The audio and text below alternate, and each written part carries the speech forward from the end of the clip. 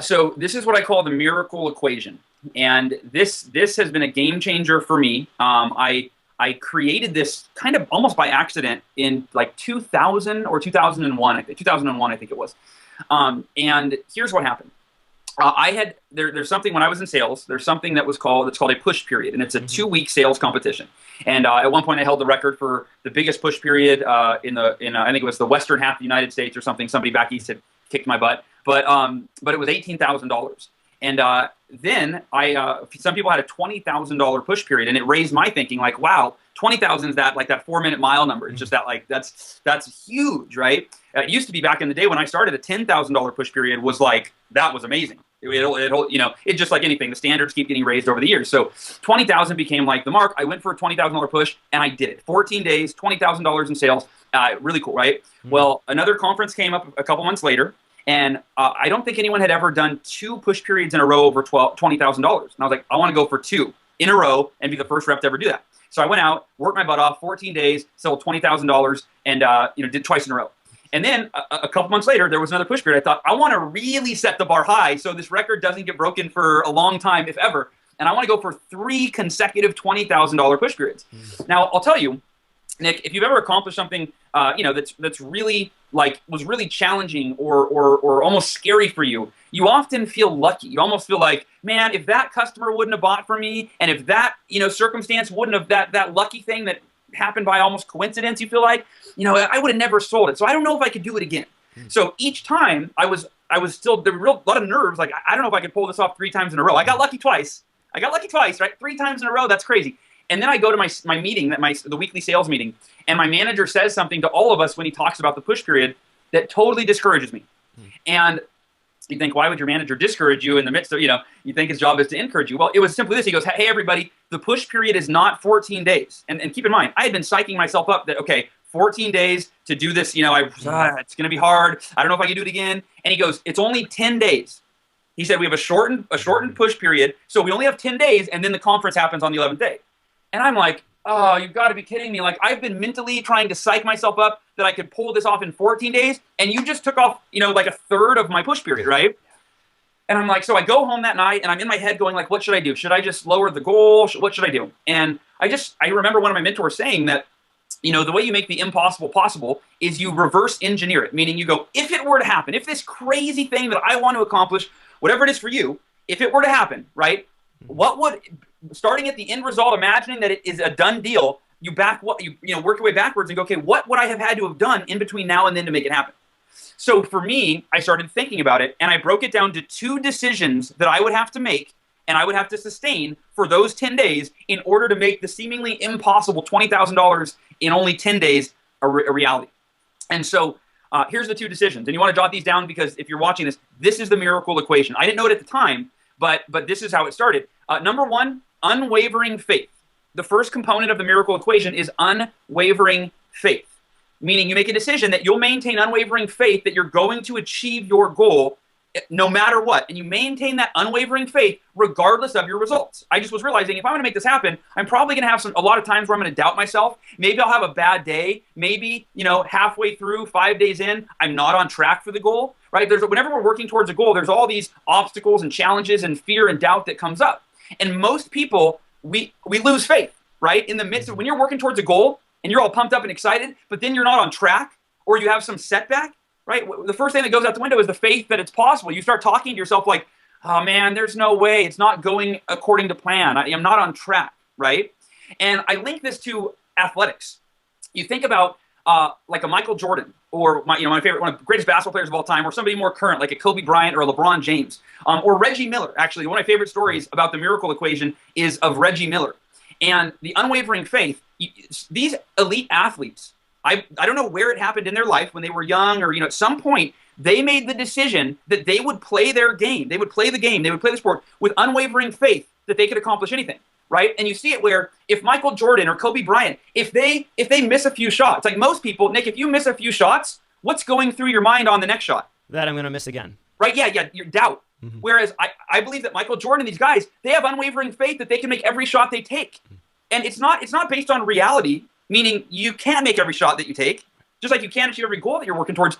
but it's a strategy that increases the success rate that you have. So when Michael Jordan misses 3 shots in a row, and the other players would be like, oh man, I missed 3 in a row. Don't give me the ball. I'm not on tonight. Michael Jordan tells himself, dude, I'll make the 4th shot, guaranteed. I want the ball.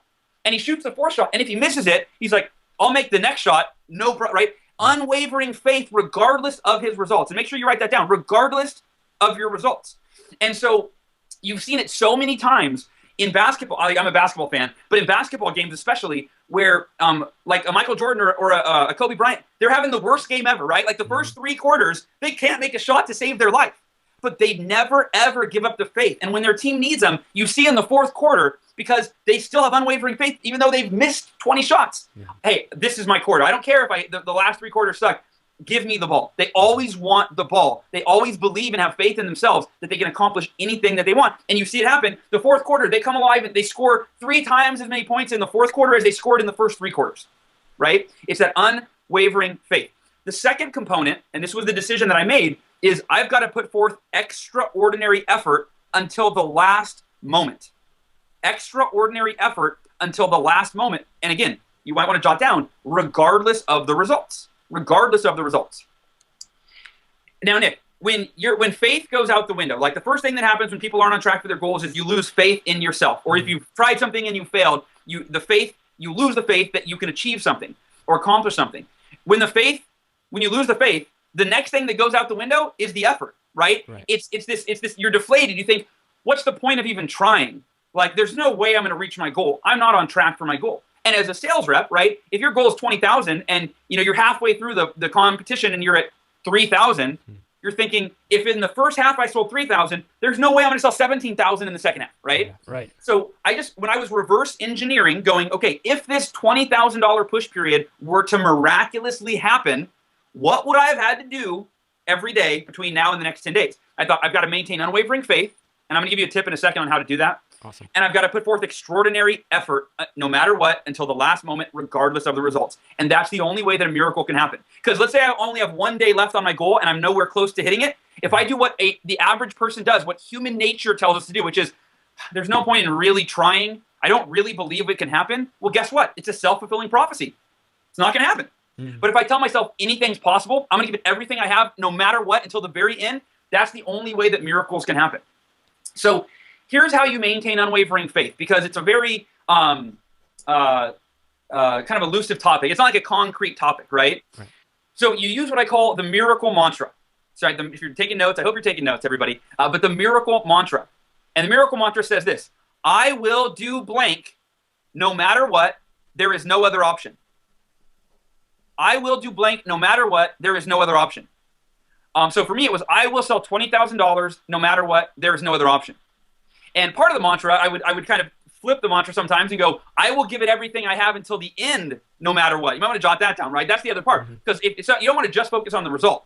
Because if you're not on track and you tell yourself you're going to do it no matter what, sometimes it can get in your head and cause doubt. But you go, I'm going to give it everything I have until the end, no matter what.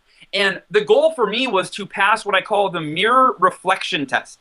The mirror reflection test, which is where, was I going to be able to look at myself in the mirror at the end of the competition, at the end of the push period, and look at myself in the eyes and honestly say, I gave it everything I had. If I could pass that test, I succeeded. And I'll teach you a bonus lesson real quick, which is the purpose of a goal. And this is big. The purpose of a goal is not to hit the goal. Write that down. I'm going to open my window. You write that down. Okay. I like that. You like me opening my window, or? I like the purpose of the goal is not to hit the goal, because I think I know where you're heading with this, and I totally agree. So, and here's the deal. The purpose of a goal is who you become. It's to become the type of person that you need to be to hit the goal, because you don't always hit the goal. You can't always control the outcome, but you can control who you are and how you show up and how you live every day in pursuit of a goal. And here's the deal. If you give it everything you have until the end, but the results don't work out, and the next time you're working towards a goal, you're now the type of person that has developed yourself into who you need to be to give it everything you have until the end. And when you do that, just like the elite athletes that I talked about, more often than not, you'll reach your goal. Did they win every game? No. But did they win most of them? Yeah. Because they have that, I believe they live by the miracle equation. Unwavering faith, and in the second part, extraordinary effort until the last moment. And that's kind of obvious, but again, if you give up the faith, the effort goes out the window. So you have to be cognizant of, I'm going to tell myself I'm going to reach my goal no matter what. There's no other option. I'm going to give it everything I have until the end, no matter what. And then you have to be in alignment with that faith through your efforts, your actions. Meaning you got to get, you got to work. You got to wake up an hour earlier. I don't know if Nick, if we mentioned this on the last call, or you might have mentioned it, but when you wake up an hour earlier every day to work on your goals or dreams, that's the equivalent of 9 40-hour work weeks. Think about that. That's crazy. What if someone's like, hey, I'm going to give you 9 weeks off of work to just work on any goal or dream you want. 40 hours a week, you get to work for 9 weeks, over 2 months. Right? What you could write a book, you could start a new business, you could do anything. Mm-hmm. So extraordinary effort is going above and beyond, right? The ordinary, the mundane, and doing whatever is necessary. Extraordinary doesn't mean that, it doesn't mean that you have to be nuts. It just means that you do whatever is necessary to reach your goal. So do you want to finish telling your story about how the push period actually went? I do, and I'll tell you part of the reason that I want to share this is, and for some people watching what I'm about to share, I think there'll be some skepticism, and for some of you that don't believe in energy or the metaphysical, or you're like, I got to see it and touch it and feel it to know that it's real. This is going to be like, you're going to be like, just ignore this part, or not, don't ignore it. Actually, like, be open to it. So here's the point. I really believe that when you live in this realm of the miraculous, when you live by the miracle equation, I believe that forces outside of our understanding, and you call it God, call it luck, call it us, our ability to create, anything that we really put our intention on. I don't know exactly how. I can't see what you can't see, so I can't tell you what it looks like. I just know it works. You see a lot of successful people that they're like, like the law of attraction. Mm-hmm. That's not the end all be all, but there's some truth to it. You see it happen where when you focus on something and you work towards it, circumstances beyond our understanding come into our lives. When you're in line with a goal and your purpose, things that you can call them luck, but I call them whatever you want. I'll take all the luck I can get, but they come into your life in ways that you just can't explain. And so here's how my push period played out. And this is wild. And by the way, I'll plant a seed right now. I have now coached dozens of sales reps, and entrepreneurs and business owners on using the miracle equation in their own life. And it started out with me coaching dozens of sales reps specifically on how to have their first $20,000 push period. Mm. And Nick, probably around 80% of the people that I've coached this on have successfully gone from not even believing that they could do $20,000 in a push period to 80% of them have succeeded. And then I had sales reps go, Hal, will the miracle equation work for a $30,000 push period? And of course I said, of course. Of course. And my biggest push period was $27,000. So I go, I've never even done it, but you can do it. And I've coached more sales reps in my previous company on having their first $20,000 and $30,000 push period than anyone else in history. And I'm not bragging. It's not me. It's the miracle equation that works. So, what I'm about to share with you in how my story finished up, it almost always works this way, where they're never on track for the goal, and the faith is tested. Their faith is tested, and they somehow pull out a miracle at the end. So for me, it was 10 days. Mm-hmm. After the first week, I needed to be at $14,000, $2,000 a day for 10 days to be on track. You follow the math, yes. Right? Mm-hmm. I was at $7,000. So I was $7,000 short of where I needed to be. I had 3 days left at $7,000. I was $13,000 away. Crazy. Now, Nick, if you're watching this and you're like, I'm not a salesperson, I hope you realize this isn't just for sales. This is my experience and how I use the miracle equation, but relate it to whatever goal you have that's huge. You want to be a millionaire. You want to write a book. You want to start a nonprofit. Whatever goal you have, it's universal. So for me, Nick, imagine if you had just worked your tail off for 7 days and you had sold $7,000 and you don't feel like you could have worked any harder. And now you have 3 days left. So you have less than half the time that you've worked to sell $7,000 and you have to sell $13,000, right? Where's your confidence in that? I think most people would feel pretty depressed and feel like it's just not going to happen. And by the way, here's a little secret. That's how I felt. Like, I totally doubted myself. And the thing about the miracle equation is it's a strategy that you have to use to override your fear and doubt. Meaning that voice creeps in where I'm like, dude, there's no way that I'm going to sell $13,000 in 3 days. But then I go, I say that miracle mantra. I go, nope, I'm going to sell $13,000 in 3 days, right? If I was saying that and I was hooked up to a lie detector test, I'd fail every time. Every time, right? I don't believe it, but I'm going to say it over and over and over and over and over again. And the funny part is, if you say anything enough, you program your subconscious mind. At some level, you start to actually think it might be possible. So I went with this miracle equation. I'm like, all right, I don't know how, but I'm going to sell $13,000 in 3 days. And I didn't really believe it, but I'm like, regardless, I'm going to give it everything I have until the last moment so I can pass the mirror reflection test and look in the mirror and be like, Hal, you gave it your all. I did everything I could, right? I go out My first day, I sold $3,000. Now I'm at 10,000. All right, feeling better. Next day, $3,000. Next day, or so wait, how did this work? Oh yeah, so 3,000. I sold almost a little over, basically $3,000 days. So I was at $17,000 or just short, like 16,900. But it was over. But extraordinary effort. I went, how? I could have easily rested on my laurels and been like, hey, that was pretty good. Right. But I was, remember, committed, unwavering, no matter what, till the last moment. So I called my manager. I said, hey, Frank, I said, I'm 3,000 away from my goal. I know we're supposed to meet at the office tomorrow to drive to the conference together. Can I skip that meeting? I could squeeze in a couple more appointments. Please, I got to give it everything I have. He's like, yeah, that's fine. So I scheduled 2 appointments for the next day. And another sales rep calls me, and I'm going to share this part because this is those forces that you attract into your life that are beyond our understanding. This was one of them. A guy by the name of Adam, my friend Adam Kirchek, he calls me. He goes, Hal, hey, I'm going to be there in the morning early for the conference. I heard you have a couple appointments. Can I field train with you? Can I go on your appointments? I said, yeah, sure, no problem. If it wasn't for Adam, what I'm about to tell you would never have come to be. If it wasn't for that random phone call of him wanting to come with me. The next morning, we're in the car together. We drive to the first appointment. I knock on the door. I'm like, and I had told Adam, by the way, I had told him where I was. He's like, dude, you're going to sell 3,000 on these next 2 appointments? This should be good. This should be good. I want to see this, right? Yeah. I'm like, I don't know how, Adam. We got to do it, man. Knock on the door again. Nobody's home. Oh. Are you kidding me? Are you kidding me? Like, I'm like, God, I'm putting forth the extraordinary effort. How could you do this to me? Like, what? Come on. I'm looking in the windows. I'm like, dude, nobody's home. No. I call the house. Nobody answers. I leave a sad voicemail. Like, I'm on your front porch. How could you forget me? Pretty pathetic. But so we get in the car and Adam's like, dude, that sucks, man. I'm sorry. He goes, so what next? I go, we got to sell 3,000 on the last appointment. And he's like, you're going to sell $3,000 to one customer. And I'm like, yes, I have to. No other option, right? So we go to the last appointment. We knock on the door. A woman answers. However, this woman has a heavy European accent, not the accent of the woman that I set the appointment with, who was American. And I said, yeah, is Judy here? And she said, oh no, she left for the day. She drove to Monterey, like 3 hours away.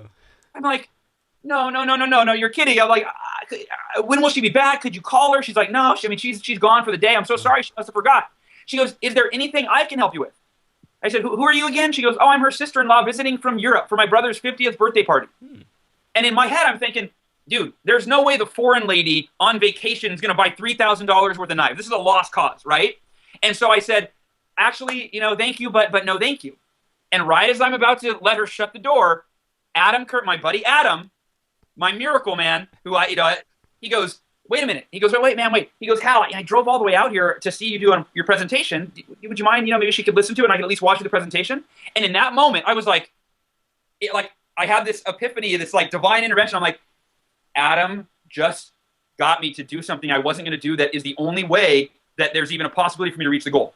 I was like, Ashley, ma'am, do you think I can do the presentation for you? She goes, sure, come on in. So I'm like, I got to give my best. I got to do the best appointment. I don't know how I'm going to convince this woman who's only here for like another few days on vacation to buy knives. I don't even think we ship to Europe, right? I'm like, I don't know, but it's got to happen. So I go through the appointment, and Nick, she tells me two things that lead me to believe this has to be a miracle. Like, this can't be a coincidence. Number one, she goes, it's so funny that you're showing me cutlery. My husband and I were just looking at a high-end set of Hinkles back in Europe right before we came to America. We were about to buy it, but something told us we should wait after our vacation. Are you kidding me? Yeah, that's crazy. And then she tells me, you know what? My brother's 50th birthday party is next week, and we've been looking for the perfect gift for him, but we can't find it. We can't find it, and it's this coming week. What do you think his passionate hobby was, Nick? Cooking. Nice. This woman buys 2 ultimate sets for $3,200, and I end up going to the office and hitting my goal. Nice. And that is awesome. That's where the miracle equation was born. But if that was all I had, I would, anybody could go, yeah, that's a cool story. But maybe you got lucky. Who knows? It was when I started teaching it, and all I did was tell that story and tell my coaching clients, okay, unwavering faith, speak your goal into existence with the miracle mantra, and extraordinary effort. Like, that's it. I didn't give them any extra tips. I didn't say, here's how you close bigger on it. No, that's it. The miracle equation. And time after time after time, I taught it to this gal, Jerry. Jerry went out. She calls me the day before the last day. She goes, Hal, I'm at 17,000. And by the way, this girl had sold for like 12 years and had never sold more than $14,000 in a push period. And anyway, and she calls me. She goes, Hal, I'm at 17,000. I got 1 day left. It's just like you, the miracle equation. And the next day, I get another voicemail. She goes, Hal, the miracle equation works. I sold $5,000 today. I can't believe it. And it happened again and again and again and again and again. And the only reason that the miracle equation is more than my own little lucky story is because I've seen dozens of people that I've taught it to achieve results beyond what they ever believed were possible for them. And the same can work for you. That's awesome. I think this miracle equation has so many applications in our lives, and it can be put to use in so many different ways. Hal, let's kind of help our listeners figure out how they can start putting this miracle equation to action for them this week. So do you have any suggestions for a take action challenge for our listeners? Sure. Yeah, absolutely. Here's what it is. It's what's your number one goal? What's the most important goal in your life? Not for the distant or the long future, far away future, but what's your number one goal this year for 2013? What's your number one goal? What goal, if you were to accomplish it, whether it's your physical fitness or something in your relationship or or it's a monetary goal, money-wise, whatever. One of my new coaching clients wants to double her income. That's her big goal. It's a huge goal, right? So whatever your goal is, apply the miracle equation and do it in writing. Write out your goal. Write out the miracle equation. Unwavering faith plus extraordinary effort equals or creates, equal sign or creates miracles. And then write out the miracle mantra. I will achieve blank no matter what. There's no other option. And write down, I will give it everything I have until the last minute, regardless of my results. Regardless of my results. If you need to rewind the podcast or rewind the video to write that down, that's fine. And then, and if you want to jot down, the purpose of this goal is not even to hit the goal. It's to become the person that I need to be to achieve my goals. That's the ultimate purpose. And I think that's the big message here is that our listeners need to remember that. It's not necessarily the goals or the destination. It's all about the journey. Sure. It's who you become because, if you achieve a goal, the goal, you reap the benefits of that goal typically either short term. Right. But let's say I always give the example. If two sales reps are trying to work towards a $10,000 push period and one of them on day one gets a $10,000 order and they're like, yeah, right. And so they take the rest of the push off and rep two works their butt off and they fall short. They end up at, $8,000. Who benefited more? Right. In the short term, yeah, she's going to get Glorio when she gets a trophy or whatever and make a little extra money. But who that person became that gave it everything they had until the end, even though they didn't reach the goal, that's the person that wins in the end. Because now the next time a push period comes up or the next time you're working towards a goal, right, person A is going to be like, if things don't go their way, they have no emotional fortitude or discipline to give it everything they have. So realizing the big picture, yeah, it's who you become that matters far more important than what you accomplish in the short term. So the purpose of a goal is who you become, not the goal itself. Awesome.